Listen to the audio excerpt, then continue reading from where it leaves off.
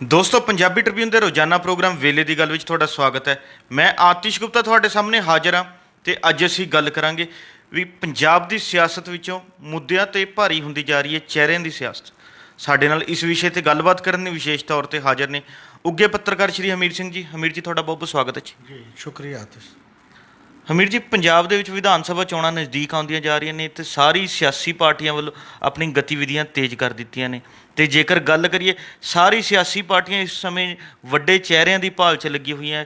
ਚਾਹੇ ਆਮ ਆਦਮੀ ਪਾਰਟੀ ਆ, ਉਹ ਮੁੱਖ ਮੰਤਰੀ ਦੇ ਚਿਹਰੇ ਤੋਂ ਲੈ ਕੇ ਸਾਰੇ MLA ਦੀ ਲਿਸਟ ਤਿਆਰ ਕਰਨ ਲੱਗੀ ਹੋਈ ਹੈ। ਉੱਥੇ ਹੀ ਸ਼੍ਰੋਮਣੀ ਅਕਾਲੀ ਦਲ, ਕਾਂਗਰਸ, ਭਾਜਪਾ ਤੇ ਹੋਰ ਸਿਆਸੀ ਪਾਰਟੀਆਂ ਵੀ ਜਿਹੜੀ ਹੈਗੀਆਂ ਉਹ ਚਿਹਰਿਆਂ ਦੀ ਭਾਲ ਦੇ ਵਿੱਚ ਲੱਗੀ ਹੋਈਆਂ ਨੇ।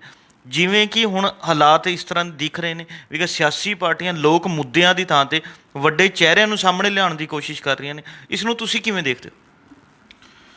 ਬਿਲਕੁਲ ਕੁਛ ਸਮੇਂ ਤੋਂ ਅੱਜ ਨਹੀਂ ਹੈ, ਮਤਲਬ ਪਿਛਲੇ ਦੋ ਕੁ ਦਹਾਕਿਆਂ ਤੋਂ, 2-3 ਦਹਾਕਿਆਂ ਤੋਂ ਇਹ ਗੱਲ ਕਾਫੀ ਮਤਲਬ ਪ੍ਰੋਮੀਨੈਂਟਲੀ ਸਾਹਮਣੇ ਸ਼ੁਰੂ ਹੋਈ ਹੈ ਸਿਆਸੀ ਧਿਰਾਂ ਦੀ, ਚਾਹੇ ਉਹ ਨੈਸ਼ਨਲ ਲੈਵਲ 'ਤੇ ਹੋਵੇ ਚਾਹੇ ਉਹ ਸੂਬਿਆਂ ਦੀ ਹੋਵੇ, ਕਿ ਕਿਹੜਾ ਬੰਦਾ ਹੈ, ਮੁੱਖ ਮੰਤਰੀ ਦਾ ਚਿਹਰਾ ਕੌਣ ਹੋਊਗਾ, ਪ੍ਰਧਾਨ ਮੰਤਰੀ ਦਾ ਚਿਹਰਾ ਕੌਣ ਹੋਊਗਾ। ਡਿਬੇਟ ਸਭ ਤੋਂ ਜ਼ਿਆਦਾ ਕੇਂਦਰਿਤ ਇਹਨਾਂ ਗੱਲਾਂ 'ਤੇ ਰਹਿੰਦੀ ਹੈ। ਹੁਣ ਵੀ ਕਾਂਗਰਸ ਦੇ ਵਿੱਚ ਕਿ ਅਮਰਿੰਦਰ ਸਿੰਘ ਹੀ ਚਿਹਰਾ ਹੋਊਗਾ ਜਾਂ ਸਿੱਧੂ ਚਿਹਰਾ ਹੋਊਗਾ ਜਾਂ ਕੋਈ ਹੋਰ ਹੋਊਗਾ, ਔਰ ਇਸੇ ਤਰ੍ਹਾਂ ਆਮ ਆਦਮੀ ਪਾਰਟੀ ਦੇ ਵਿੱਚ ਵੀ ਹੈ ਚਿਹਰਾ ਕੌਣ ਹੋ। ਕੇਜਰੀਵਾਲ ਬੋਲ ਗਏ ਕਿ ਉਹ ਸਿੱਖ ਹੋਊਗਾ ਅਤੇ ਇਸ ਲਈ ਵੀ ਡਿਬੇਟ ਇੱਕ ਲੈਵਲ 'ਤੇ ਚੱਲ ਰਹੀ ਹੈ।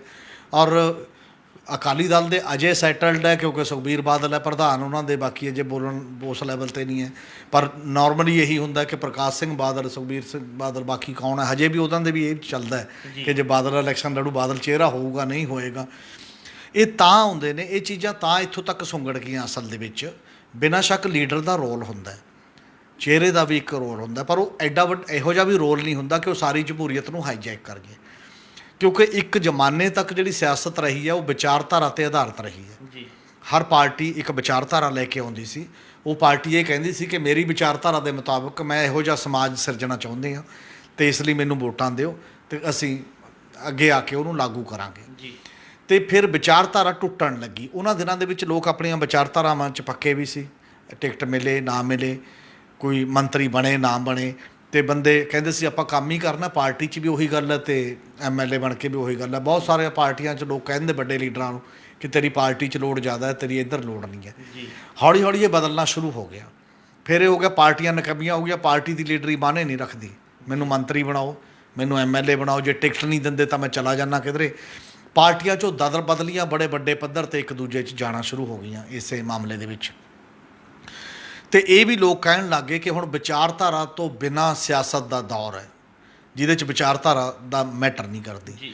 ਫਿਰ ਵਿਚਾਰਧਾਰਾ ਨੂੰ ਛੱਡ ਕੇ ਫਿਰ ਕੁਝ ਮੁੱਦੇ ਸਾਹਮਣੇ ਆਉਂਦੇ ਰਹੇ। ਈਵਨ ਪਹਿਲਾਂ ਤੋਂ, ਜਿਵੇਂ 71 ਦੀ ਚੋਣ ਜਿਹੜੀ ਹੈ ਇੰਦਰਾ ਗਾਂਧੀ ਨੇ ਉਹ ਗਰੀਬੀ ਹਟਾਓ ਦੇ ਨਾਅਰੇ 'ਤੇ ਲੜੀ, ਕੋਈ ਕਿਸੇ ਹੋਰ ਨਾਅਰੇ 'ਤੇ ਲੜਦਾ, ਕਿ ਕੋਈ ਅਲੱਗ-ਅਲੱਗ ਟਾਈਪ ਦੇ ਨਾਅਰੇ ਬਣ ਜਾਂਦੇ ਨੇ, ਕੋਈ ਕਰਪਸ਼ਨ ਹਟਾਓ, ਕੋਈ ਗਰੀਬੀ ਹਟਾਓ, ਕੋਈ ਕੁਛ ਹੈ। ਕੇਜਰੀਵਾਲ ਕਰਪਸ਼ਨ ਹਟਾਓ 'ਤੇ ਆ ਗਿਆ ਉਸ ਪੱਧਰ ਦੇ ਉੱਤੇ। ਅਤੇ ਉਹ ਜਿਹੜਾ ਸਾਰਾ ਇੱਕ ਦੌਰ ਚੱਲਦਾ ਸੀ। ਹੁਣ ਮੁੱਦੇ ਵੀ ਉਭਾਰਨ ਦੇ ਨਹੀਂ ਹੈ। ਹੁਣ ਮੁੱਦੇ ਦੀ ਬਜਾਏ ਜੇ ਕੋਈ ਉਭਾਰਦਾ ਤਾਂ ਜਿਹਦੇ ਨਾਲ ਵੋਟ ਵੈਸੇ ਆ ਸਕਦੀ ਹੈ, ਕੋਈ ਬੁਨਿਆਦੀ ਮੁੱਦੇ ਨਹੀਂ ਕੋਈ ਉਭਾਰਦਾ। ਹੁਣ ਉਹ ਕਹਿੰਦੇ ਨੇ ਮੈਂ 200 ਬਿਜਲੀ ਮੁਫਤ ਯੂਨਿਟ ਦੇਊਂਗਾ, ਉਹ ਕਹਿੰਦਾ ਮੈਂ 300 ਦੇਊਂਗਾ, ਉਹ ਕਹਿੰਦਾ ਮੈਂ ਇੰਨਾ ਕਰਜ਼ਾ ਮਾਫ਼ ਕਰੂੰਗਾ, ਮੈਂ ਇੰਨਾ ਕਰਜ਼ਾ ਮਾਫ਼। ਮਤਲਬ ਮੈਂ ਕਿਵੇਂ ਇਸ ਸਟੇਟ ਨੂੰ, ਇਸ ਦੇਸ਼ ਨੂੰ, ਜਿਹੜੀ ਅਰਥ ਵਿਵਸਥਾ ਇਹਦੀ ਡਾਊਨ ਚਲੀ ਗਈ ਹੈ ਉਹਨੂੰ ਖੜੀ ਕਿਵੇਂ ਕਰੂੰਗਾ, ਜਿਹੜਾ ਰੁਜ਼ਗਾਰ ਨਹੀਂ ਮਿਲ ਰਿਹਾ ਉਹ ਮੈਂ ਕਿਵੇਂ ਦੇਊਂਗਾ, ਜਾਂ ਖੇਤੀ ਜਿਹੜੀ ਨਿਘਾਰ 'ਚ ਜਾ ਰਹੀ ਹੈ ਉਹਨੂੰ ਮੈਂ ਕਿਵੇਂ ਖੜਾ ਕਰੂੰਗਾ। ਇਹ ਮੁੱਦੇ ਕੋਈ ਮੁੱਦਾ ਡਿਸਕਸ਼ਨ ਦੇ ਮੁੱਦੇ ਨਹੀਂ ਹੁੰਦੇ, ਚਰਚਾ ਦਾ ਮੁੱਦਾ ਨਹੀਂ ਹੁੰਦਾ। ਅਤੇ ਇਸੇ ਕਰਕੇ ਹੁਣ ਚਿਹਰਿਆਂ 'ਚ ਬਦਲ ਗਈ ਚੀਜ਼, ਪਾਰਟੀਆਂ ਵੀ ਮੈਟਰ ਕਰਨਾ ਬੰਦ ਕਰ ਗਈਆਂ। ਇਸੇ ਕਰਕੇ ਪਾਰਟੀਆਂ ਹੁਣ ਚਿਹਰੇ ਵੀ ਭਾਲਦੀਆਂ ਨੇ ਅਤੇ ਵੱਖ-ਵੱਖ ਜਗ੍ਹਾ 'ਤੇ ਉੱਤੇ ਜਿਹੜੇ ਮਹੱਤਵਪੂਰਨ ਤੌਰ 'ਤੇ ਪਾਪੂਲਰ ਹੋ ਗਏ, ਪ੍ਰਸਿੱਧ ਹੋ ਗਏ ਬੰਦੇ ਨੇ, ਚਾਹੇ ਉਹ ਖੇਡਾਂ 'ਚ ਪ੍ਰਸਿੱਧ ਹੋ ਗਿਆ, ਚਾਹੇ ਉਹ ਐਕਟਿੰਗ ਕਰਕੇ ਫਿਲਮੀ ਲਾਈਨ ਦੇ ਵਿੱਚ ਪ੍ਰਸਿੱਧ ਹੋ ਗਿਆ, ਚਾਹੇ ਉਹ ਕਿਸੇ ਵੀ ਹੋਰ ਖੇਤਰ ਦੇ ਵਿੱਚ ਇੱਕ ਪ੍ਰਸਿੱਧ ਹੋ ਗਿਆ, ਉਹਨਾਂ ਨੂੰ ਲਿਆ ਪਾਰਟੀ ਦਾ ਜਿਹੜਾ ਕੇਡਰ ਹੈ, ਵਰਕਰ ਹੈ, ਉਹਨਾਂ ਦੀ ਕਾਸਟ 'ਤੇ ਉਹ ਬੰਦੇ ਲਿਆ। ਸਾਰੀਆਂ ਪਾਰਟੀਆਂ ਇਸ ਪਾਸੇ ਵੱਲ, ਜਿਹੜੀਆਂ ਮੇਨ ਸਟਰੀਮ ਪਾਰਟੀਆਂ ਵੱਡੀਆਂ ਨੇ, ਉਹ ਇਹ ਕਰਨ ਲੱਗ ਗਈਆਂ ਨੇ।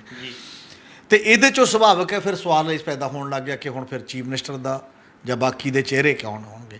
ਸਾਡੀ ਵੀ ਨਾਰਮਲੀ TV ਚੈਨਲਾਂ 'ਤੇ ਪੰਜਾਬ ਦੇ ਜਾਂ ਬਾਕੀ ਹੋਰ ਤਾਂ ਕੋਈ ਗੱਲ ਹੀ ਨਹੀਂ ਚੱਲਦੀ ਜੀ। ਅਤੇ ਫਿਰ ਫੋਕਸ ਕਿਵੇਂ ਹੋ ਜਾਂਦਾ, ਜਿਹੜੀ ਪਾਰਲੀਮੈਂਟ ਦੀ ਇਲੈਕਸ਼ਨ ਹੈ ਉਹ ਮੁੱਦਿਆਂ ਦੀ ਬਜਾਏ ਫੋਕਸ ਕਿਹਦੇ 'ਤੇ ਹੁੰਦੀ ਹੈ, ਮੋਦੀ ਬਨਾਮ ਰਾਹੁਲ ਜੀ, ਇਸ਼ੂ ਨਹੀਂ ਰਹਿੰਦੇ। ਬਿਲਕੁਲ ਇਸੇ ਤਰ੍ਹਾਂ ਪੰਜਾਬ ਦੀ ਇਲੈਕਸ਼ਨ ਹੈ ਜੇ ਸ਼ੁਰੂ ਹੋਊਗੀ ਅਮਰਿੰਦਰ ਬਨਾਮ ਪ੍ਰਕਾਸ਼ ਸਿੰਘ ਬਾਦਲ, ਲੋਕ ਕਹਿੰਦੇ ਨੇ ਆਮ ਆਦਮੀ ਪਾਰਟੀ ਨੇ ਚਿਹਰਾ ਨਹੀਂ ਦਿੱਤਾ ਇਸ ਕਰਕੇ ਹਾਰ ਗਿਆ। ਹੁਣ ਜੇ ਚਿਹਰਾ ਦੇ ਦੂ ਤਾਂ ਉਹ ਚਿਹਰੇ ਤੇ ਹੋ ਜੂਗੀ ਵੱਧ ਤੋਂ ਵੱਧ। ਜੀ ਇਹ ਜਿਹੜਾ ਦੌਰ ਹੈ ਇਹ ਰਲ ਮਿਲ ਕੇ ਮੇਰਾ ਖਿਆਲ ਹੈ ਟੋਟਲ ਸਿਆਸਤ, ਜਿਹੜੀ ਸਿਆਸਤ ਦਾ ਲੋਕਾਂ ਨਾਲ ਉਸ ਪੱਧਰ ਦਾ ਸਰੋਕਾਰ ਤਾਂ ਨਹੀਂ ਹੈ ਪਰ ਉਹ ਕਿਤੇ ਨਾ ਕਿਤੇ ਸੱਤਾ 'ਚ ਹਰ ਹਾਲਤ 'ਚ ਆਉਣਾ ਚਾਹੁੰਦੀ ਹੈ, ਉਹ ਸਿਆਸਤ ਦਾ ਇੱਕ ਅਨਲਿਖਤ ਐਗਰੀਮੈਂਟ ਹੈ ਆਪਸ ਦੇ ਵਿੱਚ ਕਿ ਆਪਾਂ ਇਹਨਾਂ ਗੱਲਾਂ ਤੇ ਖੜੇ ਕਰੀਏ। ਸਾਰੀ ਡਿਬੇਟ ਇਹਨਾਂ ਗੱਲਾਂ ਤੇ ਹੋ ਰਹੀ ਹੈ, ਲੋਕਾਂ ਦੀਆਂ ਡਿਮਾਂਡ, ਲੋਕਾਂ ਦੇ ਸਰੋਕਾਰ ਕਿਸੇ ਦੂਜੇ ਪਾਸੇ ਰਹਿ ਗਏ। ਇਹਨੇ ਜਮਹੂਰੀਅਤ ਬਿਲਕੁਲ ਮਤਲਬ ਇੱਕ ਬਹੁਤ ਸੀਮਤ ਦਾਇਰੇ ਤੱਕ ਸੀਮਤ ਕਰਤੀ ਹੈ ਔਰ ਉਸ ਕਰਕੇ ਇਸ ਹੱਦ ਤੱਕ ਸੀਮਤ ਹੋਣ ਦਾ ਮਤਲਬ ਇਹ ਹੁੰਦਾ ਫਿਰ ਕਿ ਤੁਸੀਂ ਬੰਦੇ ਤੋਂ ਉਮੀਦ ਕਰਨ ਲੱਗ ਜਾਂਦੇ ਹੋ, ਇਕੱਲੀ ਪਾਰਟੀਆਂ ਤੋਂ, ਸਰਕਾਰਾਂ ਤੋਂ ਜਾਂ ਲੋਕਾਂ ਤੋਂ ਉਮੀਦ ਉਸ ਪੱਧਰ ਦੇ ਉੱਤੇ ਨਹੀਂ ਕਰਦੇ। ਔਰ ਇਹਦੇ ਨਾਲ ਨਾਲ ਫਿਰ ਸਗੋਂ ਇੱਕ ਗੱਲ ਹੋਰ ਵਾਪਰਦੀ ਹੈ ਕਿ ਜਿਹੜੀ ਜਮਹੂਰੀਅਤ ਦੇ ਵਿੱਚ ਵਿਧਾਇਕਾਂ ਦਾ ਰੋਲ ਹੁੰਦਾ ਜਾਂ ਮੈਂਬਰ ਪਾਰਲੀਮੈਂਟਾਂ ਦਾ ਰੋਲ ਹੁੰਦਾ, ਉਹ ਵੀ ਤੁਸੀਂ ਪਹਿਲਾਂ ਹੀ ਖਾ ਜਾਂਦੇ ਹੋ। ਤੁਸੀਂ ਪਹਿਲਾਂ ਹੀ ਡਿਸਾਈਡ ਕਰਤਾ ਕਿ ਆਹ ਸਾਡਾ ਚੀਫ ਮਿਨਿਸਟਰ ਆ, ਬਾਕੀ ਬੰਦੇ ਤਾਂ ਫਿਰ ਉਹਦੇ ਸਹਾਇਕ ਨੇ ਨਾ। ਬਿਲਕੁਲ। ਉਹਨਾਂ ਦਾ ਜਿਹੜਾ ਵੋਟ ਪਾ ਕੇ ਆਪਣੇ ਵਿੱਚੋਂ ਕੋਈ ਇੱਕ ਬੰਦਾ ਚੁਣਨ ਦਾ ਕਾਨੂੰਨੀ ਤੇ ਅਖਲਾਕੀ ਹੱਕ ਹੈ, ਉਹ ਤੁਸੀਂ ਪਹਿਲਾਂ ਹੀ ਖੋਹ ਲਿਆ।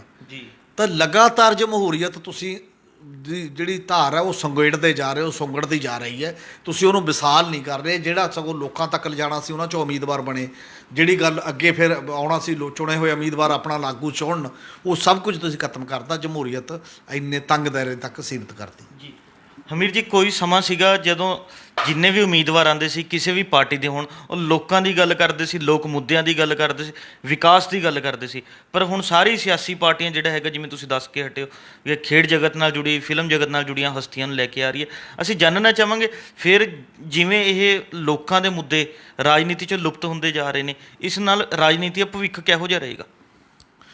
ਇਸੇ ਕਰਕੇ ਜਦੋਂ ਲੋਕਾਂ ਦੇ ਮੁੱਦੇ ਲੁਪਤ ਹੁੰਦੇ ਨੇ ਤਾਂ ਜਿਹੜੇ ਆਰਗੈਨਿਕਲੀ, ਜਿਹਨੂੰ ਆਪਾਂ ਕਹਿੰਦੇ ਹਾਂ, ਲੋਕਾਂ ਨਾਲ ਜੁੜੇ ਆਗੂਆਂ ਦਾ ਦੌਰ ਵੀ ਖਤਮ ਹੋ ਜਾਂਦਾ। ਜੀ ਜਿਹੜੇ ਬੰਦੇ ਲੋਕਾਂ ਦੀ ਸੇਵਾ ਕਰਕੇ, ਲੋਕਾਂ 'ਚ ਰਹਿ ਕੇ ਉਹਨਾਂ 'ਚੋਂ ਬੰਦੇ ਬਣਦੇ ਸੀ। ਇਸੇ ਕਰਕੇ ਹੁਣ ਵੋਟ ਲੈਣ ਦੇ ਲਈ ਹਰ ਬੰਦਾ ਇਹ ਕਹਿੰਦਾ ਕਿ ਮੈਨੂੰ ਟਿਕਟ ਦੇ ਦਿਓ। ਜੀ ਟਿਕਟ ਕਿੱਥੋਂ ਦੇ ਦਿਓ? ਉਹਦਾ ਹਲਕਾ ਕੋਈ ਨਹੀਂ, ਜਿੱਥੋਂ ਮਰਜ਼ੀ ਦੇ ਦਿਓ। ਭਾਵ ਜਿੱਤਣਾ ਤਾਂ ਜਾਂ ਪਾਰਟੀ ਦੇ ਪੈਸੇ ਤੇ ਧਨ ਦੇ ਨਾਲ ਹੈ ਤੇ ਜਾਂ ਉਸ ਜਿਹਦੇ ਨਾਲ ਮੁੱਖ ਮੰਤਰੀ ਕੌਣ ਬਣੂਗਾ ਉਹਦੇ ਨਾਲ ਮਿਲ ਕੇ ਜਿੱਤ ਜਾਣਾ। ਇਸ ਲਈ ਲੋਕਾਂ 'ਚ ਕੰਮ ਕਰਕੇ ਤਾਂ ਜਿੱਤਣ ਦਾ ਹੁਣ ਮਤਲਬ ਖਤਮ ਹੋ ਗਿਆ। ਇਸੇ ਕਰਕੇ ਪਾਰਟੀਆਂ ਜਾਂ ਸਰਕਾਰਾਂ ਲੋਕਾਂ ਦਾ ਦਬਾਅ ਮਹਿਸੂਸ ਕਰਨਾ ਘਟ ਗਈਆਂ। ਉਹ ਕਹਿੰਦੇ ਵੋਟਾਂ ਤਾਂ ਆਪਾਂ ਐਵੇਂ ਹੀ ਲਵਾਂਗੇ।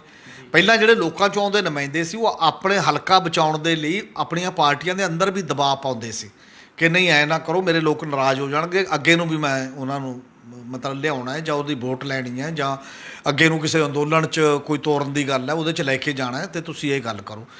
ਹੁਣ ਕਿਉਂ ਨਹੀਂ ਕਰਦੇ? ਜਿਵੇਂ ਮਿਸਾਲ ਦੇ ਤੌਰ 'ਤੇ ਇਹ ਹੈ ਕਿ ਉੱਪਰ ਕੇਂਦਰ ਦੀ ਸਰਕਾਰ ਨੇ ਇੱਕ ਫੈਸਲਾ ਕਰ ਰੱਖਿਆ ਕਿ ਆਪਾਂ ਕਿਸਾਨਾਂ ਦੀ ਸੁਣਨੀ ਨਹੀਂ, ਤਾਂ ਜਿਹੜੇ ਉਹਦੇ ਬੀਜੇਪੀ ਦੇ ਯੂਨਿਟ ਨੇ, ਚਾਹੇ ਉਹ ਹਰਿਆਣੇ ਦਾ ਹੋਵੇ, ਉਹ ਯੂਪੀ ਦਾ ਹੋਵੇ, ਉਹ ਪੰਜਾਬ ਦਾ ਹੋਵੇ, ਉਹ ਤੋਤਾ ਰੱਟ ਕੇਂਦਰ ਵਾਲੀ ਲਾਈ ਬੈਠੇ ਨੇ। ਉਹ ਇਹ ਤਾਂ ਨਹੀਂ ਲਾ ਰਹੇ ਨਾ ਪੰਜਾਬ ਦਾ ਸਮੁੱਚੇ ਤਾਣੇ ਬਾਣੇ ਦੀ ਲੋੜ ਕੀ ਹੈ, ਕੀ ਪੰਜਾਬ ਦੇ ਲੋਕਾਂ ਦੀ ਵਾਕਈ ਇਹ ਮੰਗ ਜਾਇਜ਼ ਹੈ? ਜੇ ਜਾਇਜ਼ ਹੈ ਆਪਣੀ ਪਾਰਟੀ ਦੇ ਅੰਦਰ ਜਾ ਕੇ ਕਹੋ ਕਿ ਭਾਈ ਇਹਨਾਂ ਦੀ ਗੱਲ ਕਰੋ, ਸੁਣੋ, ਗੱਲਬਾਤ ਤਾਂ ਘੱਟੋ ਘੱਟ ਸਟਾਰਟ ਕਰੋ। 7 ਮਹੀਨਿਆਂ ਤੋਂ 22 ਜਨਵਰੀ ਤੋਂ ਬਾਅਦ ਗੱਲਬਾਤ ਵੀ ਨਹੀਂ ਹੋ ਰਹੀ ਅਤੇ ਕੀ ਹੈ ਉਹ ਤਾਂ ਨਹੀਂ ਕਰ ਰਹੇ। ਇਸੇ ਕਰਕੇ ਇਹ ਹੈ ਕਿ ਜਦੋਂ ਫਿਰ ਇਹ ਮਾਹੌਲ ਬਣ ਜਾਣਾ ਤਾਂ ਡਿਬੇਟ ਇੱਥੋਂ ਤੱਕ ਸੀਮਤ ਹੋ ਜਾਏਗੀ, ਇਹ ਕਾਨੂੰਨ ਠੀਕ ਨੇ, ਨਹੀਂ ਹੈ, ਫਲਾਨਾ ਤਾਂ ਆਪੋ ਆਪਣੇ ਸਟੈਂਡ ਨੇ ਅਤੇ ਸਟੈਂਡਾਂ 'ਤੇ ਤੁਸੀਂ ਖੜ੍ਹੇ ਹੋਏ ਹੋ, ਲੋਕਾਂ ਦੀ ਤਾਂ ਗੱਲ ਨਹੀਂ ਸੁਣਦੇ। ਇਹਦੇ 'ਚੋਂ ਫਿਰ ਮੁੱਦੇ ਗਾਇਬ ਹੋਣਾ ਸੁਭਾਵਿਕ ਹੈ। ਮੁੱਦੇ 'ਤੇ ਤਾਂ ਚਰਚਾ ਹੀ ਨਹੀਂ ਹੋ ਰਹੀ। ਕਿਸੇ ਵੀ ਪਾਰਟੀ ਦਾ ਜਾਂ ਕਿਸੇ ਧਿਰ ਦੇ ਕੋਈ ਇਹੋ ਜਿਹੀਆਂ ਰੈਲੀਆਂ, ਇਹੋ ਜਿਹੀਆਂ ਮੀਟਿੰਗਾਂ ਹੁੰਦੀਆਂ ਸੁਣੀਆਂ ਨੇ ਹੁਣ ਕਿ ਉਹ ਇੱਕ ਟ੍ਰੇਨਿੰਗ ਦੇ ਰਹੇ ਨੇ ਮੰਨ ਲਓ ਆਪਦੇ ਬੰਦਿਆਂ ਨੂੰ। ਜਿਹੜੀ ਗੱਲ 'ਤੇ ਅੰਦੋਲਨ ਲੜ ਰਿਹਾ ਕਿ ਫੈਡਰਲਿਜ਼ਮ ਦਾ ਸਵਾਲ ਹੈ, ਕੇਂਦਰ ਸਰਕਾਰ ਇੱਥੇ ਕਾਨੂੰਨ ਬਣਾ ਹੀ ਨਹੀਂ ਸਕਦੀ ਅਤੇ ਜੇ ਨਹੀਂ ਬਣਾ ਸਕਦੀ, ਇਹ ਸੰਵਿਧਾਨਕ ਮੁੱਦਾ ਹੈ ਬੜਾ ਵੱਡਾ ਅਤੇ ਸਾਰੇ ਲੋਕ ਇਹਨੂੰ ਕਹਿੰਦੇ ਹੁਣ ਵੀ ਹਾਂਜੀ ਇਹ ਸੰਵਿਧਾਨਕ ਜੇ ਮੁੱਦਾ ਹੈ ਤਾਂ ਇਹਨੂੰ ਟਾਈਮ ਬਾਉਂਡ ਮੈਨਰ ਦੇ ਵਿੱਚ ਹੱਲ ਕਰ ਲਓ। ਇੱਧਰ ਵੱਲ ਨਹੀਂ ਕੋਈ ਚੱਲਦਾ। ਅਤੇ ਜੇ ਫੈਡਰਲਿਜ਼ਮ ਦਾ ਮੁੱਦਾ ਤਾਂ ਫੈਡਰਲਿਜ਼ਮ ਦਾ ਮੁੱਦਾ ਚੋਣਾਂ ਦੇ ਵਿੱਚ ਕਿਉਂ ਨਹੀਂ ਦਿਖਾਈ ਦੇ ਰਿਹਾ ਚਰਚਾ ਹੁੰਦੀ ਕਿਸੇ ਵੀ ਪਾਰਟੀ ਦੇ ਵੱਲੋਂ? ਜੇਕਰ ਲੋਕਾਂ ਦੀ ਇੰਪਾਵਰਮੈਂਟ ਦਾ ਮੁੱਦਾ ਕਿ ਲੋਕਾਂ ਦੇ ਰਾਹੀਂ ਆਪਾਂ ਕੰਮ ਕਰਾਉਣਾ, ਲੋਕਾਂ ਨੂੰ ਤਾਕਤਵਰ ਬਣਾਉਣਾ, ਤਾਂ ਉਹਦੇ 'ਚ ਉਹ ਮੁੱਦਾ ਕਿਉਂ ਨਹੀਂ ਕੋਈ ਦਿਖਾਈ ਦਿੰਦਾ? ਜੇਕਰ ਮਨਰੇਗਾ ਦਾ ਮਾਮਲਾ, ਤੁਸੀਂ ਫੰਡਾਮੈਂਟਲ ਰਾਈਟ ਦਿੱਤਾ, 19 ਲੱਖ ਤੋਂ ਵੱਧ ਕਾਰਡ ਬਣੇ ਨੇ ਅਤੇ 2.5 ਲੱਖ ਤੋਂ ਵੀ ਘੱਟ ਬੰਦਿਆਂ ਨੂੰ ਤੁਸੀਂ ਰੁਜ਼ਗਾਰ ਦੇ ਰਹੇ ਹੋ, ਅਤੇ ਬਾਕੀ ਬੰਦਿਆਂ ਦਾ ਕਿਉਂ ਨਹੀਂ ਰੁਜ਼ਗਾਰ ਦਿੱਤਾ ਜਾ ਰਿਹਾ ਜਾਂ ਮਿਲ ਰਿਹਾ, ਜਾਂ ਉਹਨਾਂ ਨੂੰ ਵੀ ਜਿੰਨਿਆਂ ਨੂੰ ਮਿਲਦਾ ਪੂਰਾ ਟਾਈਮ ਕਿਉਂ ਨਹੀਂ ਕੰਮ ਮਿਲ ਰਿਹਾ? ਇਹ ਮੁੱਦਾ ਕਿਉਂ ਨਹੀਂ ਹੈ? ਅਤੇ ਤੀਜੇ ਹਿੱਸੇ ਦੀ ਦਲਿਤਾਂ ਦੀ ਜ਼ਮੀਨ ਦਾ ਮੁੱਦਾ ਕਿਉਂ ਨਹੀਂ ਹੈ? ਤੁਸੀਂ ਕਹਿੰਦੇ ਹੋ ਦਲਿਤ ਡਿਪਟੀ ਚੀਫ ਮਿਨਿਸਟਰ ਬਣਾ ਦਾਂਗੇ, ਦਲਿਤ ਚੀਫ ਮਿਨਿਸਟਰ ਬਣਾ ਦਾਂਗੇ, ਜਾਂ ਬਾਕੀ ਮਤਲਬ ਬੰਦੇ ਬਣਾ ਦਾਂਗੇ, ਚਿਹਰਾ ਉਹਨਾਂ ਦੇ ਨਾਲ ਜੁੜੇ ਹੋਏ ਸਰੋਕਾਰ ਜਿਹਦੇ ਨਾਲ ਉਹਦੀ ਰੋਜੀ ਰੋਟੀ, ਉਹਦੀ ਐਜੂਕੇਸ਼ਨ, ਇੱਕੋ ਜਿਹੀ ਐਜੂਕੇਸ਼ਨ ਦਾ ਨਾਰਾ ਕਿਉਂ ਨਹੀਂ ਹੈ ਕਿ ਗਰੀਬ ਅਮੀਰ ਹੋਵੇ, ਇੱਕੋ ਜਿਹੇ ਸਕੂਲ ਹੋਣ ਤੇ ਉਹਨੂੰ ਬਰਾਬਰ ਦੇ ਮੌਕੇ ਮਿਲਣੇ ਚਾਹੀਦੇ ਨੇ। ਸਿਹਤ ਬੁਨਿਆਦੀ ਹੱਕ ਹੋਵੇ, ਫੰਡਾਮੈਂਟਲ ਰਾਈਟ ਹੋਵੇ ਲੋਕਾਂ ਦਾ, ਕਿ ਜਿਹੜਾ ਦੇਸ਼ ਦਾ ਨਾਗਰਿਕ ਹੈ ਉਹ ਲਾ ਇਲਾਜ ਥੋੜ੍ਹੀ ਮਰ ਜਾਣਾ ਚਾਹੀਦਾ, ਸਮਾਜ ਦੀ ਜ਼ਿੰਮੇਵਾਰੀ ਹੈ। ਤੇ ਇਹ ਕਿਉਂ ਨਹੀਂ ਹੈ ਚਰਚਾ ਦਾ ਮੁੱਦਾ ਕਿਸੇ ਵੀ ਪਾਰਟੀ ਦੇ ਵਿੱਚ? ਇਸ ਲਈ ਉਹ ਮੁੱਦੇ ਨਹੀਂ ਹੁਣ ਚਰਚਾ ਦੇ ਵਿੱਚ ਆ ਰਹੇ। ਉਹ ਮੁੱਦਿਆਂ ਨੂੰ ਚਰਚਾ ਦੇ ਵਿੱਚ ਲਿਆਉਣ ਲਈ ਲੋਕਾਂ ਨੂੰ ਹੀ ਐਫਰਟ ਕਰਨਾ ਪੈਂਦਾ, ਪਾਰਟੀਆਂ ਦੇ ਮੁੱਦੇ ਨਹੀਂ ਉਹ ਹੈ। ਤੇ ਇਸੇ ਲਈ ਉਹ ਸਮਾਂ ਵੀ ਖਾ ਰਹੀਆਂ ਨੇ ਪਾਰਟੀਆਂ, ਅਖਬਾਰਾਂ ਦੀਆਂ ਖਬਰਾਂ ਖਾ ਰਹੀਆਂ ਨੇ, ਟੈਲੀਵਿਜ਼ਨ ਚੈਨਲਾਂ ਦਾ ਜਗ੍ਹਾ ਖਾ ਰਹੀਆਂ ਨੇ ਲੋਕਾਂ ਦੇ ਮੁੱਦਿਆਂ ਦੀ ਬਜਾਏ ਚਿਹਰਿਆਂ ਦੇ ਮੁੱਦੇ ਦੇ ਐਂਗਲ ਤੋਂ। ਇਹ ਬਹੁਤ ਖਤਰਨਾਕ ਰੁਝਾਨ ਹੈ ਸਿਆਸਤ ਦੇ ਵਿੱਚ।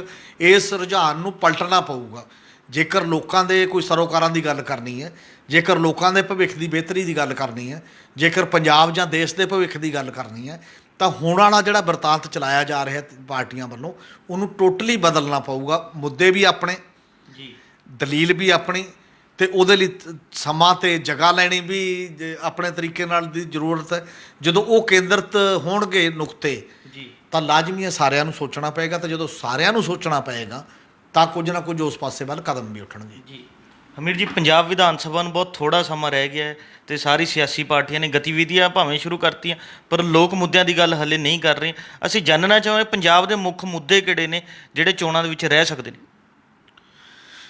ਅਜੇ ਇਹ ਪਾਰਟੀਆਂ ਵੱਲੋਂ ਤਾਂ ਨਹੀਂ ਮੇਰਾ ਖਿਆਲ ਹੈ ਕੋਈ ਵੀ ਰਹਿਣਗੇ। ਇੱਕ ਤਾਂ ਪਿਛੋਕੜ ਦੇ ਮੁੱਦੇ ਨੇ। ਸਾਡੀ ਜਿਹੜੀ ਸਿਆਸਤ ਆ ਉਹ ਨੈਗੇਟਿਵਿਜ਼ਮ 'ਤੇ ਚੱਲਦੀ ਹੈ, ਨਾ ਪੱਖੀ ਵੋਟ ਲੈਂਦੇ ਹਾਂ ਅਸੀਂ। ਔਰ ਜਿਵੇਂ ਇਦੋਂ ਪਹਿਲਾਂ ਵੋਟ ਪਈ ਜਿਹੜੀ 2017 ਦੇ ਵਿੱਚ, ਉਹ ਵੋਟ ਪਈ ਆ ਕਿ ਅਕਾਲੀ ਬੀਜੇਪੀ ਨੇ ਕੀ ਗਲਤ ਕੀਤਾ। ਗਲਤ ਕੀਤਾ, ਗੁਰੂ ਗ੍ਰੰਥ ਸਾਹਿਬ ਦੀ ਬੇਅਦਬੀ ਹੋਈ, ਦੋਸ਼ੀਆਂ ਨੂੰ ਸਜ਼ਾ ਨਹੀਂ ਦੇ ਸਕੇ। ਗਲਤ ਕੀਤਾ, ਨਸ਼ਾ ਬਹੁਤ ਵੱਡੇ ਪੱਧਰ 'ਤੇ ਫੈਲ ਗਿਆ, ਮੰਨਣ ਲਈ ਤਿਆਰ ਨਹੀਂ ਹੈ। ਗਲਤ ਕੀਤਾ, ਕਿਸਾਨ ਸੁਸਾਈਡ ਕਰ ਰਿਹਾ, ਐਡਾ ਕਰਜ਼ਾਈ ਹੈ ਤੇ ਉਹ ਕੁਝ ਕਰ ਨਹੀਂ ਪਾਏ। ਜਿਹੜੀਆਂ ਵੀ ਚੀਜ਼ਾਂ ਨੇ ਉਹ ਸਾਰੇ ਜਿਹੜੇ ਮੁੱਦੇ ਉਸ ਪਾਸੇ ਵੱਲ ਜਾ ਰਹੇ ਸੀਗੇ, ਜਿਹੜੇ ਅਕਾਲੀ ਜਾਂ ਰੇਤ ਮਾਫੀਆ, ਬਿਜਲੀ ਵੱਖ-ਵੱਖ ਟਾਈਪ ਦੇ ਜਿਹੜੇ ਮਾਫੀਆਂ ਦਾ ਜਾਂ ਪਾਵਰ ਪਰਚੇਜ ਐਗਰੀਮੈਂਟ ਜਿਹੜੇ ਕੀਤੇ, ਇਹਨੇ ਲੋਕਾਂ ਦਾ ਸਾਹ ਘੁੱਟਤਾ, ਇਹ ਸਾਰੇ ਮੁੱਦੇ ਸੀ ਜਿਨ੍ਹਾਂ ਤੇ ਵੋਟ ਲਈ। ਹੁਣ ਉਹੀ ਮੁੱਦੇ ਮੋੜਵੇਂ ਵਿਰੋਧੀ ਧਿਰ ਦੇ ਬਣ ਜਾਣਗੇ। ਉਹ ਕਹਿਣਗੇ ਬੇਅਦਬੀ ਤੇ ਇਹਨਾਂ ਨੇ ਕੀ ਕੀਤਾ, ਘਰ ਨੌਕਰੀ ਤੇ ਇਹਨਾਂ ਨੇ ਕੀ ਕੀਤਾ, ਇਸੇ ਤਰ੍ਹਾਂ ਜਿਹੜਾ ਨਸ਼ੇ ਦਾ ਲੱਕ ਤੋੜਨ ਦੀ ਗੱਲ ਸੀ ਇਹਨਾਂ ਨੇ ਕੀ ਕੀਤਾ, ਕਰਜ਼ਾ ਮਾਫੀ ਸੀ ਇਹਨਾਂ ਨੇ ਕੀ ਕੀਤਾ, ਇਹਨਾਂ ਨੇ ਵੀ ਕੁਝ ਨਹੀਂ ਕੀਤਾ। ਮਤਲਬ ਇਹ ਤਾਂ ਸਭ ਦੇ ਸਾਹਮਣੇ ਹੈ। ਤੇ ਇਸੇ ਤਰ੍ਹਾਂ ਇਹ ਵੀ ਹੋਏਗਾ, ਫਿਰ ਸਰਕਾਰ ਕਹੂਗੀ ਕਿ ਵਿਰੋਧੀ ਧਿਰ ਨੇ ਕੀ ਕੀਤਾ, ਇਹਨਾਂ ਨੇ ਆਪਣੀ ਜ਼ਿੰਮੇਵਾਰੀ ਨਹੀਂ ਨਿਭਾਈ। ਇਹ ਵੀ ਆਪਣਾ ਰੋਲ ਕੋਈ ਮੁੱਦੇ ਇਹ ਪੂਰੇ 4.5 ਸਾਲਾਂ 'ਚ ਅਕਾਲੀ ਦਲ ਤੇ ਆਮ ਆਦਮੀ ਪਾਰਟੀ ਉਹਨੇ ਬੁਨਿਆਦੀ ਸਰੋਕਾਰਾਂ ਦੇ ਮੁੱਦੇ ਕਿਹੜੇ ਉਭਾਰੇ ਨੇ ਲੋਕਾਂ ਨੇ, ਜੇ ਉਹ ਉਭਾਰਦੇ ਤਾਂ ਸੀ। ਇਸ ਲਈ ਇਹੀ ਪਾਰਟੀਆਂ ਦੇ ਮੁੱਦੇ ਤਾਂ ਇਹੀ ਰਹਿਣਗੇ, ਪਰ ਲੋਕਾਂ ਦੇ ਮੁੱਦੇ ਜਿਹੜੇ ਲੋਕਾਂ ਅਸਲ ਦੇ ਵਿੱਚ ਨੇ, ਪਹਿਲੀ ਗੱਲ ਤਾਂ ਇਹੀ ਬਹੁਤ ਵੱਡਾ ਮੁੱਦਾ ਹੈ ਕਿਸਾਨੀ ਦਾ।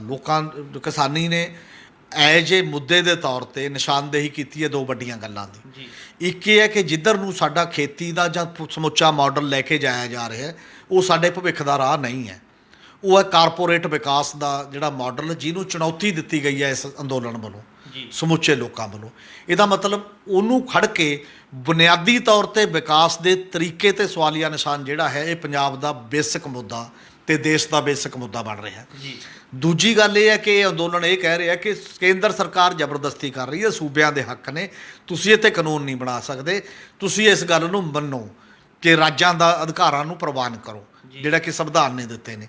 ਤੁਸੀਂ ਉਹ ਨਹੀਂ ਮੰਨ ਰਹੇ ਤਾਂ ਫੈਡਰਲਿਜ਼ਮ, ਰਾਜਾਂ ਦੇ ਅਧਿਕਾਰਾਂ ਦਾ ਮੁੱਦਾ ਵੱਡਾ ਮੁੱਦਾ ਹੋਣਾ ਚਾਹੀਦਾ। ਤੇ ਇਸੇ ਤਰ੍ਹਾਂ ਸਿੱਖਿਆ ਦਾ ਸਵਾਲ ਹੈ ਤੇ ਸਿਹਤ ਦਾ ਸਵਾਲ ਹੈ। ਕਰੋਨਾ 'ਚ ਵੀ ਇੰਨੀਆਂ ਮੌਤਾਂ ਹੋਈਆਂ ਨੇ ਸਿਹਤ ਦੇ ਤੌਰ 'ਤੇ, ਇਹ ਤੋਂ ਬਿਨਾਂ ਕੈਂਸਰ, ਕਾਲਾ ਪੀਲੀਆ, ਵੱਖ-ਵੱਖ ਪੰਜਾਬ ਦੇ ਮੁੱਦੇ ਨੇ ਜਿਹੜੇ ਤੇ ਲੋਕਾਂ ਕੋਲ ਇਲਾਜ ਲਈ ਪੈਸੇ ਨਹੀਂ ਹੈ, ਬਾਕੀ ਦੀਆਂ ਚੀਜ਼ਾਂ ਨੇ। ਇਹ ਫੰਡਾਮੈਂਟਲ ਰਾਈਟ ਦੇ ਤੌਰ 'ਤੇ ਕਿਉਂ ਮੁੱਦਾ ਨਾ ਹੋਵੇ? ਵਿੱਦਿਆ ਦੇ ਵਿੱਚ ਕਿਉਂ ਸੁਧਾਰ ਨਾ ਆਵੇ? ਜਿਹੜੀ ਐਜੂਕੇਸ਼ਨ ਪਾਲਿਸੀ ਹੈ, ਜਿਹੜੀ ਸਟੇਟਾਂ ਨੂੰ ਬਿਲਕੁਲ ਤਬਾਹ ਆਮ ਲੋਕਾਂ ਨੂੰ ਕਰਨਾ ਚਾਹ ਰਹੀ ਹੈ, ਉਹਦੇ ਪੱਖ ਤੋਂ ਕੀ ਹੋਣਾ ਚਾਹੀਦਾ? ਇਹ ਮੁੱਦਾ ਕਿਉਂ ਨਹੀਂ ਹੋਣਾ ਚਾਹੀਦਾ? ਦਲਿਤਾਂ ਦੀ ਤੀਜੇ ਹਿੱਸੇ ਦੀ ਜ਼ਮੀਨ ਦਾ ਸਵਾਲ ਹੈ, ਮਨਰੇਗਾ 'ਚ 100 ਦਿਨ ਦੀ ਗਰੰਟੀ ਦਾ ਸਵਾਲ ਹੈ, ਪੰਜਾਬ ਦਾ ਪਾਣੀ ਬਰਬਾਦ ਹੋ ਗਿਆ, ਵਾਤਾਵਰਨ ਬਰਬਾਦ ਹੋ ਗਿਆ, ਤੇ ਧਰਤੀ ਜਿਹੜੀ ਜ਼ਰਖੇਜ਼ ਸੀ ਉਹ ਖਤਮ ਹੁੰਦੀ ਜਾ ਰਹੀ ਹੈ। ਉਹ ਬੁਨਿਆਦੀ ਸਵਾਲ ਹੈ। ਜੇ ਜਿੱਦਾਂ ਰਹਿਣਾ ਹੈ, ਜਿਹਦੇ ਕਰਕੇ ਪੰਜਾਬ ਜਾਣਿਆ ਜਾਂਦਾ ਸੀ 5 ਦਰਿਆਵਾਂ ਦੀ ਧਰਤੀ, ਉਹਦਾ ਪਾਣੀ, ਉਹਦੀ ਆਬੋ ਹਵਾ ਤੇ ਉਹਦੀ ਮਿੱਟੀ ਤਾਂ ਚਾਹੀਦੀ ਹੈ ਨਾ ਠੀਕ ਕਰਨੀ।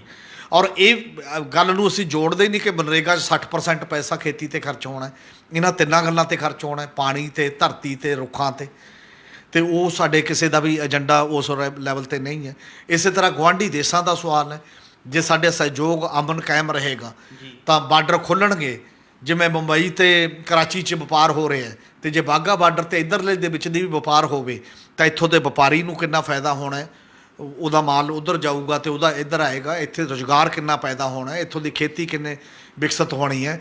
ਇਹ ਜਿਹੜੇ ਮੁੱਦੇ ਨੇ ਅਸਲ ਦੇ ਵਿੱਚ ਉਹਨਾਂ ਨਾਲ ਜੁੜੇ ਹੋਏ, ਇਹਨਾਂ ਮੁੱਦਿਆਂ ਦੇ ਉੱਤੇ ਅਜੇ ਕੋਈ ਪਾਰਟੀ ਨਹੀਂ। ਇਹ ਮੁੱਦੇ ਲੋਕਾਂ ਵੱਲੋਂ ਤੇ ਕਿਸਾਨ ਅੰਦੋਲਨ ਵੱਲੋਂ ਕਈ ਤਾਂ ਉਭਾਰੇ ਹੀ ਜਾ ਰਹੇ ਨੇ, ਇਦੋਂ ਪਹਿਲਾਂ ਹੀ ਆਏ ਜੇ ਅੰਦੋਲਨ, ਤੇ ਇਹ ਲੋਕਾਂ ਦੇ ਘਰ ਘਰ ਦਾ ਜਦੋਂ ਹਿੱਸਾ ਬਣਨਗੇ, ਹਰੇਕ ਦੀ ਜ਼ੁਬਾਨ ਦਾ ਹਿੱਸਾ ਬਣਨਗੇ, ਤਾਂ ਇਹ ਵੱਡੇ ਮੁੱਦਿਆਂ ਦੇ ਤੌਰ ਤੇ ਚੋਣ 'ਚ ਵੀ ਖੜੇ ਹੋ ਜਾਣਗੇ। ਜੇ ਖੜੇ ਹੁੰਦੇ ਨੇ ਤਾਂ ਜਿਹੜੀਆਂ ਹੁਣ ਦੀਆਂ ਪਾਰਟੀਆਂ ਨੇ ਉਹਨਾਂ ਕੋਲ ਇਹਨਾਂ ਦਾ ਕੋਈ ਜਵਾਬ ਨਹੀਂ ਹੈ, ਆਪ ਹੀ ਇੱਕ ਅਲਟਰਨੇਟਿਵ ਦੀ ਮੰਗ ਜਿਹੜੀ ਉਹ ਪੈਦਾ ਹੋਏਗੀ। ਜੀ ਹਮੀਰ ਜੀ, ਜਿਵੇਂ ਤੁਸੀਂ ਦੱਸਿਆ ਹੀ ਹੈ ਵੀ ਕਿ ਕੇਂਦਰੀ ਖੇਤੀ ਕਾਨੂੰਨਾਂ ਖਿਲਾਫ ਪਿਛਲੇ ਲੰਬੇ ਸਮੇਂ ਤੋਂ ਸੰਘਰਸ਼ ਚੱਲ ਰਿਹਾ ਹੈ, ਤੇ ਇਸ ਸੰਘਰਸ਼ ਦੇ ਵਿੱਚ ਕਿਸਾਨ ਹੀ ਜਿਹੜੇ ਹਨ ਉਹ ਵਿਰੋਧੀ ਧਿਰ ਦੀ ਭੂਮਿਕਾ ਵੀ ਨਿਭਾ ਰਹੇ ਨੇ, ਵੀ ਕਿ ਜੋ ਵਿਰੋਧੀ ਧਿਰ ਨੂੰ ਕੰਮ ਕਰਨਾ ਚਾਹੀਦਾ ਸੀ ਉਹ ਅੱਜ ਕਿਸਾਨ ਉਹ ਮੁੱਦੇ ਚੁੱਕ ਰਹੇ ਨੇ ਆਪਣੀ ਮੰਗਾਂ ਨੂੰ ਲੈ ਕੇ, ਲੋਕ ਮੰਗਾਂ ਨੂੰ ਲੈ ਕੇ। ਅਸੀਂ ਜਾਣਨਾ ਚਾਹਾਂਗੇ ਪੰਜਾਬ ਦੀ ਸਿਆਸਤ ਨੂੰ ਜਿਹੜਾ ਹੈਗਾ ਬਹੁਤ ਵਿੱਚ ਕਿਸਾਨ ਅੰਦੋਲਨ ਕਿਸ ਤਰ੍ਹਾਂ ਹੀ ਭੂਮਿਕਾ ਨਿਭਾਏਗਾ? ਬਿਲਕੁਲ। ਪੰਜਾਬ ਦੀ ਦੇਖੋ, ਜਮਹੂਰੀਅਤ ਦੇ ਦੋ ਤਰੀਕੇ ਹੁੰਦੇ ਨੇ। ਇੱਕ ਜਮਹੂਰੀਅਤ ਦਾ ਤਰੀਕਾ ਹੁੰਦਾ ਐਕਸਟਰਾ ਪਾਰਲੀਮੈਂਟ ਤੋਂ ਬਾਹਰ, ਵਿਧਾਨ ਸਭਾ 'ਚ ਪਾਰਲੀਮੈਂਟ ਤੋਂ ਜਾਣ ਤੋਂ ਬਿਨਾਂ। ਜੀ, ਉਹ ਇਹ ਹੁੰਦਾ ਕਿ ਲੋਕਾਂ ਦੀ ਰਾਏ ਬਣਾਉਣੀ ਹੁੰਦੀ ਆ। ਉਹ ਰਾਏ ਦੇ ਵਿੱਚ ਜਨਤਕ ਜਥੇਬੰਦੀਆਂ ਵੀ ਹੁੰਦੀਆਂ ਨੇ, ਉਹ ਰਾਏ ਦੇ ਵਿੱਚ ਜਿਹੜੀਆਂ ਗੈਰ ਸਰਕਾਰੀ ਸੰਸਥਾਵਾਂ NGOs ਨੇ ਉਹ ਵੀ ਹੁੰਦੀਆਂ ਨੇ, ਉਹਨਾਂ 'ਚ ਬੁੱਧੀਜੀਵੀ ਵੀ ਹੁੰਦੇ ਨੇ, ਉਹ 'ਚ ਸਾਰੇ ਲੋਕ ਹੁੰਦੇ ਨੇ। ਉਹ ਮਿਲ ਕੇ ਇੱਕ ਰਾਏ ਖੜੀ ਕਰਦੇ ਨੇ ਤਾਂ ਕਿ ਗੌਰਮੈਂਟਾਂ ਨੂੰ ਮਜਬੂਰ ਕੀਤਾ ਜਾਏ ਕਿ ਇਸ ਪਾਸੇ ਵੱਲ ਸੋਚੋ। ਬਿਲਕੁਲ। ਕਿਸਾਨ ਅੰਦੋਲਨ ਉਹ ਸਿਆਸਤ ਹੁਣ ਵੀ ਕਰ ਰਹੇ ਹਨ, ਤੇ ਬਾਕੀ ਲੋਕ ਵੀ ਜਿਹੜੇ ਇਸ 'ਤੇ ਕੋਈ ਲਿਖਦੇ ਨੇ, ਕੋਈ ਬੋਲਦੇ ਨੇ, ਕੋਈ ਬਾਕੀ ਚੀਜ਼ਾਂ ਕਰਦੇ ਨੇ, ਇਹ 'ਤੇ ਕਰ ਰਹੇ ਨੇ। ਪਰ ਕਿਉਂਕਿ ਹੁਣ ਤੁਰੰਤ ਇੱਕ ਨਵਾਂ ਸਵਾਲ ਵੀ ਆ ਗਿਆ ਜਿਹੜਾ ਜਮਹੂਰੀਅਤ ਦਾ ਦੂਜਾ ਪੜਾਅ ਹੈ, ਇੱਕ ਇਹ ਬਹੁਤ ਵੱਡਾ ਪੜਾਅ ਹੈ। ਇਹ ਪੜਾਅ ਅਸੀਂ ਛੱਡ ਗਏ ਹਾਂ ਪਿਛਲੇ ਲੰਮੇ ਸਮੇਂ ਤੋਂ, ਜਿਹਦੇ ਕਰਕੇ ਸਮੱਸਿਆਵਾਂ ਆ ਰਹੀਆਂ ਨੇ। ਔਰ ਜਿਵੇਂ ਤੁਸੀਂ ਤੇਲ ਦੀ ਉਹ ਗੱਲ ਲਾ ਲਓ, ਤੇਲ ਦੀਆਂ ਕੀਮਤਾਂ ਵਧੀਆਂ, ਉਹ ਵੀ ਕਿਸਾਨ ਅੰਦੋਲਨ ਨੇ ਸੱਦਾ ਦਿੱਤਾ 2 ਘੰਟੇ ਲਈ। ਬਾਕੀ ਦੇ ਲੋਕਾਂ 'ਤੇ ਤੇਲ ਦਾ ਅਸਰ ਨਹੀਂ ਹੈ। ਬਾਕੀ ਦੇ ਲੋਕ ਕਿਉਂ ਮੈਦਾਨ 'ਚ ਨਹੀਂ ਆਉਂਦੇ? ਸਿਵਲ ਸੁਸਾਇਟੀ ਮੈਦਾਨ 'ਚ ਕਿਉਂ ਨਹੀਂ ਆ ਰਹੀ? ਜਾਂ ਪਾਰਟੀਆਂ ਮੈਦਾਨ 'ਚ ਕਿਉਂ ਨਹੀਂ ਆ ਰਹੀਆਂ? ਜਾਂ ਜਥੇਬੰਦੀਆਂ ਹੋਰ ਮੈਦਾਨ 'ਚ ਉਸ ਲੈਵਲ 'ਤੇ ਕਿਉਂ ਨਹੀਂ ਆ ਰਹੀਆਂ? ਇਹ ਉਹਨਾਂ ਦੀ ਭੂਮਿਕਾ ਸੀ ਜਿਹੜੀ ਨਹੀਂ ਨਿਭਾਈ ਜਾ ਰਹੀ, ਔਰ ਜਿਹੜੀ ਕਿ ਨਿਭਾਉਣੀ ਚਾਹੀਦੀ ਹੈ।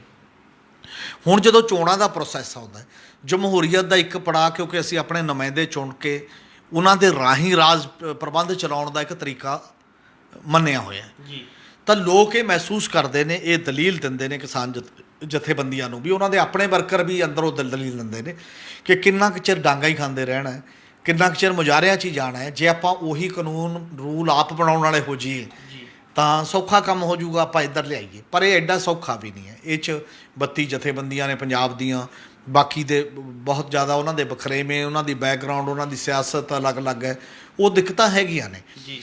ਪਰ ਪੰਜਾਬ ਦੇ ਲੋਕਾਂ ਦੀ ਉਮੀਦ ਹੈ ਕਿ ਇੱਕ ਰੋਲ ਤਾਂ ਜਮਹੂਰੀਅਤ ਸਿਆਸਤ 'ਤੇ ਉਹ ਪੈਦਾ ਕਰ ਹੀ ਰਹੇ ਨੇ। ਇਹ ਸਿਆਸੀ ਰੋਲ ਹੈ ਕਿ ਅੱਜ ਕੱਲ੍ਹ ਪਿੰਡਾਂ ਦੇ ਵਿੱਚ ਜਾਂ ਵੱਖ-ਵੱਖ ਥਾਵਾਂ 'ਤੇ ਜਿਹੜੇ ਵੀ ਲੀਡਰ ਜਾ ਰਹੇ ਨੇ ਵੱਖ-ਵੱਖ ਪਾਰਟੀਆਂ ਦੇ, ਲੋਕ ਉਹਨਾਂ ਤੋਂ ਸਵਾਲ ਪੁੱਛ ਰਹੇ ਨੇ ਘੇਰ ਕੇ ਕਿ ਤੇਰੀ ਭੂਮਿਕਾ ਕੀ ਹੈ ਭਾਈ, ਤੂੰ ਕੀ ਕੀਤਾ ਅੱਜ ਤੱਕ। ਇਹ ਪਹਿਲਾ ਕਦਮ ਹੈ ਜਮਹੂਰੀਅਤ ਵੱਲ ਲੋਕਾਂ ਦਾ ਸਰਗਰਮ ਹੋਣਾ, ਲੋਕਾਂ ਦੀ ਹਿੱਸੇਦਾਰੀ ਜਿਹੜੀ ਬਣਨੀ। ਤੇ ਅਗਲੇ ਕਦਮ ਵਜੋਂ ਫਿਰ ਜਦ ਉਹਨਾਂ ਨੇ ਵੋਟ ਪਾਉਣ ਜਾਣਾ ਹੈ ਤਾਂ ਉਹ ਵੀ ਇੱਕ ਵਿਕਲਪ ਭਾਲਦੇ ਨੇ, ਇੱਕ ਬਦਲ ਭਾਲਦੇ ਨੇ ਇਹਨਾਂ ਪਾਰਟੀਆਂ ਦੇ ਵਿੱਚੋਂ। ਤੇ ਪਹਿਲਾ ਸਵਾਲ ਇਹੀ ਹੈ ਕਿ ਜੇਕਰ ਮੁੱਦੇ ਜਿਹੜੇ ਆਪਣੇ ਪਛਾਣ ਕਰਕੇ, ਕਿਸਾਨ ਜਥੇਬੰਦੀਆਂ ਵੀ, ਮਜ਼ਦੂਰ ਜਥੇਬੰਦੀਆਂ ਵੀ, ਵਪਾਰੀ ਵੀ, ਟ੍ਰੇਡ ਯੂਨੀਅਨਾਂ ਵੀ, ਉਹ ਆਪੋ ਆਪਣੇ ਮੁੱਦੇ ਉਭਾਰਨ ਕਿ ਆਹ ਮੁੱਦੇ ਨੇ ਜਿਹੜੇ ਕਿ ਉਹ ਲੱਗੇ ਵੀ ਹੋਏ ਨੇ ਇਕੱਲੇ ਤੌਰ 'ਤੇ, ਪਰ ਸਮੂਹਿਕ ਤੌਰ 'ਤੇ ਜਦੋਂ ਮੁੱਦੇ ਉੱਭਰਨਗੇ, ਫਿਰ ਮੈਨੂੰ ਲੱਗਦਾ ਕਿ ਸਿਆਸੀ ਪਾਰਟੀਆਂ ਦੇ ਹਰ ਬੰਦੇ ਨੂੰ ਕਿਹਾ ਜਾਏ ਜਿਹੜਾ ਵੀ ਵੋਟ ਮੰਗਣ ਜਾਂਦਾ ਕਿ ਦੱਸ ਇਹਦੇ ਬਾਰੇ ਤੇਰੇ ਕੋਲ ਕੀ ਸੋਚ ਹੈ। ਬਿਲਕੁਲ। ਤੇ ਜੇਕਰ ਉਹ ਸੋਚ ਉਹਦੇ ਕੋਲ ਕੋਈ ਵਜਨਦਾਰ ਦਲੀਲ ਨਹੀਂ ਹੈ ਜਾਂ ਕੋਈ ਖਾਕਾ ਨਹੀਂ ਹੈ, ਤਾਂ ਆਟੋਮੈਟਿਕਲੀ ਅਗਲਾ ਸਵਾਲ ਆਏਗਾ ਕਿ ਵੀ ਇਹਦੇ ਤਾਂ ਬਸ ਦੀ ਗੱਲ ਨਹੀਂ, ਤਾਂ ਫਿਰ ਹੋਰ ਕੀ ਕੀਤਾ ਜਾਏ। ਤਾਂ ਹੋਰ ਵਾਲੇ ਸਵਾਲ ਦਾ ਫਿਰ ਵਜਨ ਬਣੇਗਾ ਕਿ ਹਾਂ ਅਲਟਰਨੇਟਿਵ ਬਾਰੇ ਸੋਚੋ, ਉਹ ਸੋਚੋ, ਅੰਦੋਲਨ 'ਚੋਂ ਸੋਚੋ। ਤੇ ਅੰਦੋਲਨ ਹੌਲੀ ਹੌਲੀ ਕੀ ਸਟੈਂਡ ਲੈਂਦਾ ਉਦੋਂ ਤੱਕ ਅਜੇ ਕਾਫੀ ਟਾਈਮ ਪਿਆ ਹੈ। ਔਰ ਜੇ ਉਹਦੇ 'ਚੋਂ ਕੋਈ ਅਲਟਰਨੇਟਿਵ ਚੀਜ਼ ਸਾਹਮਣੇ ਆਉਂਦੀ ਹੈ ਤਾਂ ਸ਼ਾਇਦ ਚੋਣਾਂ ਦੇ ਖੇਤਰ ਦੇ ਵਿੱਚ ਵੀ ਇੱਕ ਨਵਾਂ ਵਿਕਲਪ ਸਾਹਮਣੇ ਆ ਜਾਏਗਾ। ਔਰ ਜੇ ਉਹ ਨਵਾਂ ਆਉਂਦਾ ਹੈ ਤਾਂ ਪੰਜਾਬ ਦੇ ਲੋਕ ਉਹਨੂੰ ਵੈਲਕਮ ਕਰਨਗੇ, ਸਵਾਗਤ ਕਰਨਗੇ। ਪੰਜਾਬ ਦੇ ਲੋਕਾਂ ਨੇ ਪਹਿਲਾਂ ਆਪ ਦਾ ਵੀ ਸਵਾਗਤ ਕੀਤਾ, ਉਦੋਂ ਪਹਿਲਾਂ PP ਦਾ ਵੀ ਸਵਾਗਤ ਕੀਤਾ। ਸ਼ਾਇਦ ਹੁਣ ਵੀ ਉਹਨਾਂ ਦੀਆਂ ਨਜ਼ਰਾਂ ਜਿਹੜੀਆਂ ਨੇ ਉਹ ਦਿੱਲੀ ਦੇ ਮੋਰਚੇ 'ਤੇ ਲੱਗੀਆਂ ਹੋਈਆਂ ਨੇ। ਹਾਂ, ਇੱਕ ਗੱਲ ਗਰੰਟੀ ਹੈ ਕਿ ਪੰਜਾਬ ਦੀ 2022 ਦੀ ਚੋਣ ਦਿੱਲੀ ਦੇ ਮੋਰਚੇ ਦੇ ਅਸਰ ਤੋਂ ਵਾਂਝੀ ਨਹੀਂ ਰਹਿ ਸਕਦੀ। ਅਸਰ ਕਿੰਨਾ ਤੇ ਕਿਸ ਰੂਪ 'ਚ ਪਏਗਾ ਇਹ ਅਲੱਗ ਸਵਾਲ ਹੈ। ਇਹ ਸਨ ਸਾਡੇ ਸੀਨੀਅਰ ਪੱਤਰਕਾਰ ਸ਼੍ਰੀ ਹਮੀਰ ਸਿੰਘ ਜੀ, ਜਿਨ੍ਹਾਂ ਨੇ ਸਾਨੂੰ ਦੱਸਿਆ ਹੈ ਵੀ ਪੰਜਾਬ ਦੇ ਲੋਕਾਂ ਦੀ ਨਜ਼ਰ ਦਿੱਲੀ ਮੋਰਚੇ ਤੇ ਟਿਕੀ ਹੋਈ ਹੈ। ਹੁਣ ਦਿੱਲੀ ਮੋਰਚਾ ਪੰਜਾਬ ਦੀ ਸਿਆਸਤ ਤੇ ਕਿਸ ਤਰ੍ਹਾਂ ਦਾ ਅਸਰ ਪਾਵੇਗਾ, ਇਹ ਆਉਣ ਵਾਲਾ ਸਮਾਂ ਹੀ ਦੱਸੇਗਾ। ਕੱਲ੍ਹ ਨੂੰ ਇਸੇ ਸਮੇਂ ਇੱਕ ਨਵੇਂ ਮੁੱਦੇ ਦੇ ਨਾਲ ਫਿਰ ਮਿਲਾਂਗੇ ਪ੍ਰੋਗਰਾਮ ਵੇਲੇ ਦੀ ਗੱਲ ਵਿੱਚ। ਧੰਨਵਾਦ।